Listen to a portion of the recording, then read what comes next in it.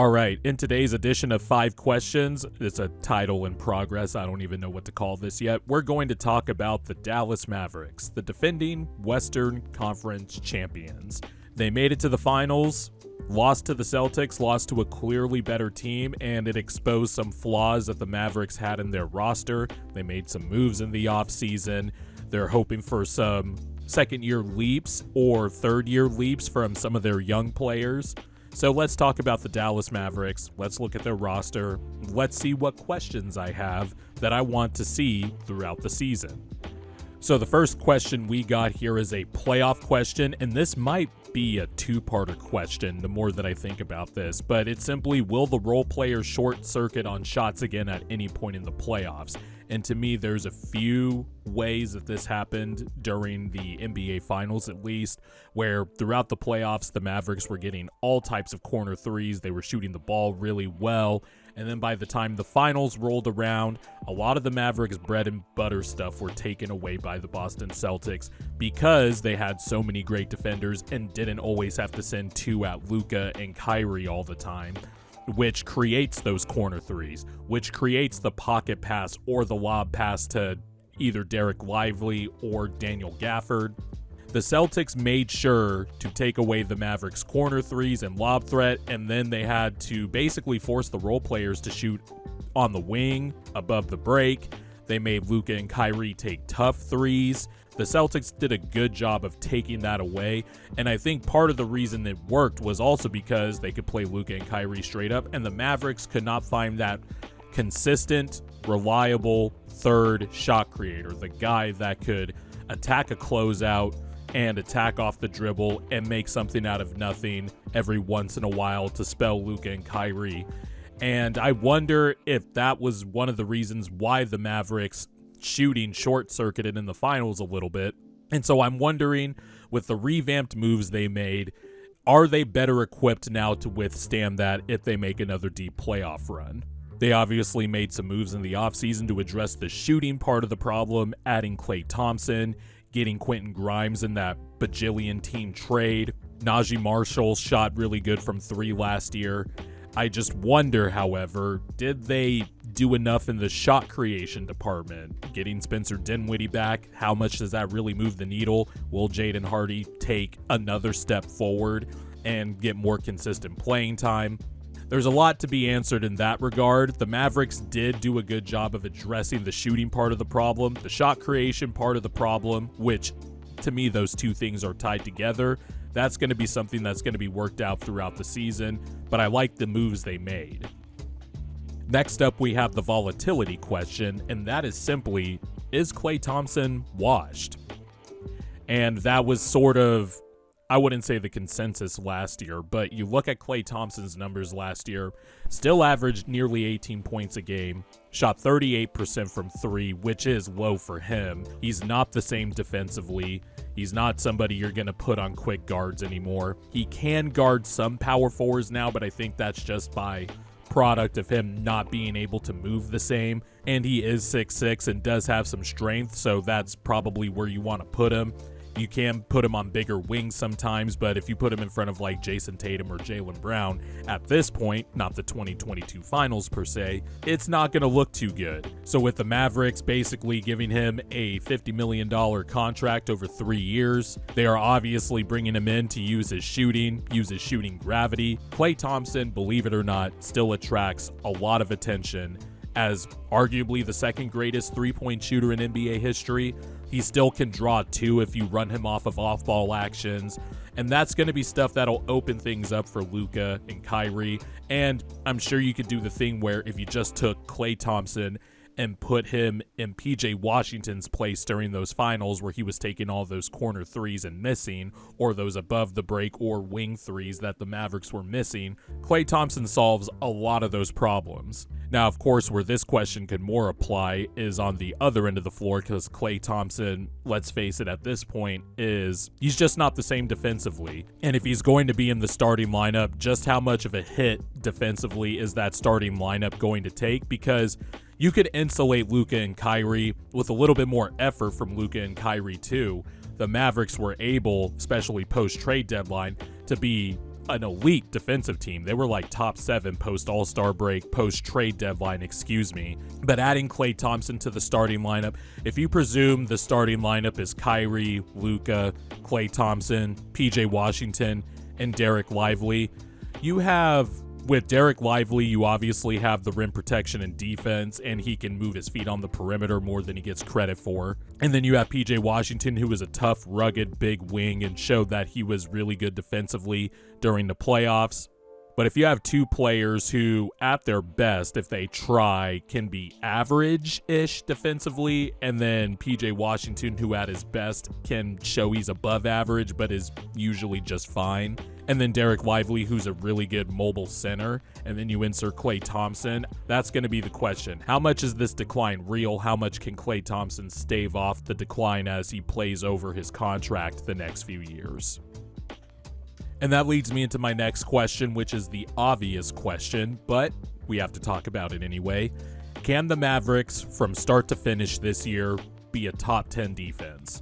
Before all the trades at the trade deadline, getting PJ Washington, getting Daniel Gafford, etc., the Mavericks were ranked in the bottom 10 in terms of defensive rating, but post All-Star break, they were 7th per Cleaning the Glass, and those trades kind of realigned the roster in a way to where they can finally have a pathway to be a really good defense, like in Jason Kidd's first season.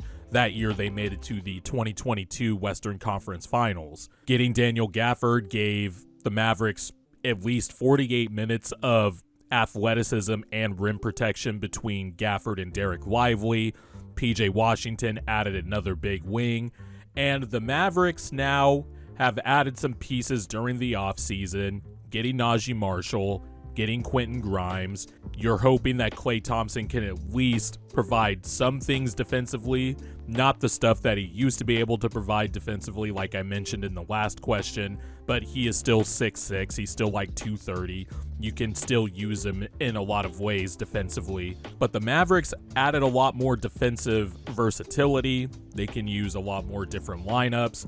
And I am sure now that with Gafford and Derek Lively looking to take another big leap this year, I think he's going to be really good this year. You're looking at a team that could, despite having two of your best players not be average defenders, but are smart, can, be intuitive in different ways. If you insulate those guys with a bunch of wings and rim protection, there's no reason why this team should be out of the top 10 defensively at any point in the season.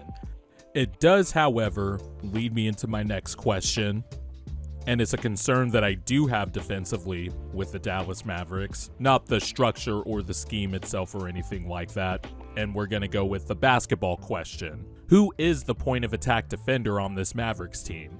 Derrick Jones Jr., that was a big loss for the Dallas Mavericks for a number of reasons. One, he was a minimum contract and they got a lot of value out of it, started in the NBA Finals, and was usually the guy you would put on the other team's best player, whether that player was a big wing or one of those quick, jittery guards. And I think the Mavericks don't have that now. Now, the first answer you could probably think of is Dante Exum, and that would be a decent answer, especially as he came on last year for this team. But with the wrist surgery and him being out for 3 months now, I just wonder who is going to guard the quicker guards or the quicker stars in the NBA. The Mavericks have a lot of size, wing versatility, and that's going to help them out a lot defensively. That's going to get them in the top 10. But if there is a flaw and a way to pick at this Mavericks defense, it's that they don't have a lot of players that can guard the quicker players. Can Quentin Grimes be one of those point of attack defenders? I don't know. But getting Najee Marshall as sort of the replacement for Derrick Jones Jr., that is a good way to address the Derrick Jones Jr. departure. But point of attack defense isn't Najee Marshall's strength. It's certainly not Klay Thompson's strength. It's not PJ Washington's strength. You're going to have to hope that Jaden Hardy maybe takes a leap on that side of the ball, though I have doubts about that. Quentin Grimes, I'm sure you could try it, but that's not his strength either. I just wonder how the Mavericks are going to be handling the quicker stars and the quicker guards, because I think they're going to have a tougher time trying to game plan for that because they just don't have anybody they can throw at them to erase the problem. But we'll see how they address it. Then I figured we'd have some fun with the last question. We have the Punding Question. Basically, the sports radio type of question, but one that I think I find very interesting.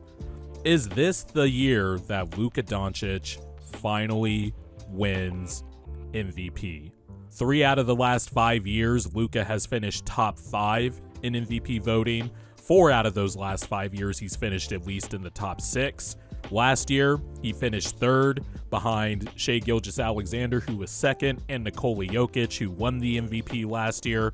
I know Mavs fans were tilted about Luka not winning the MVP last year. I think the race was stacked with a lot of talent, and you can't really say that Shai Gilgeous-Alexander didn't deserve to be over Luka, or that Jokic didn't deserve to win MVP, any more than you could say Luka didn't deserve a case as the MVP last year, or Luka being 2nd.